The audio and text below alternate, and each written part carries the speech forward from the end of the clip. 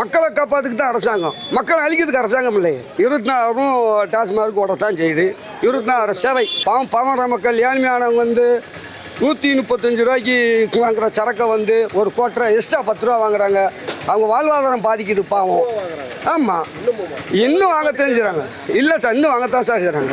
எல்லா கடையிலும் வாங்கத்தான் செய்கிறாங்க. 45 ரூபா கொடுத்தா வாங்குறாங்க, 135 கொடுத்தா வாங்குறாங்க.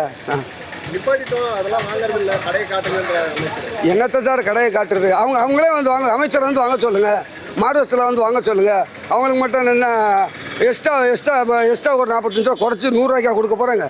அவங்களே மார்வெஸ்டில் வாங்க சொல்லுங்கள். இல்லைன்னா சார் உலகேசியமாக இருக்குது.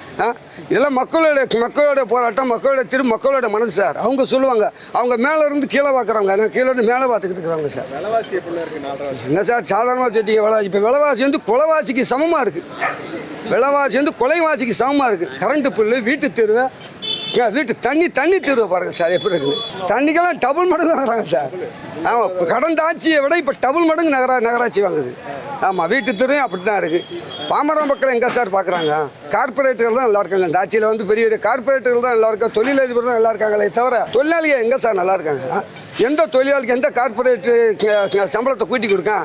வடநாட்டிலேருந்து வரேன், அவன் 300 ரூபாய்க்கு வேலை ஆக்குறான். இங்கே 500 ரூபா கொடுக்குற சம்பளத்தை இவனை தடை பண்ணி வைக்கல. என்ன சார் செய்ய முடியும்? மாஞ்சவளம் எங்கே வளர்ச்சியில் இருக்குது? தளர்ச்சியில் தான் இருக்குது.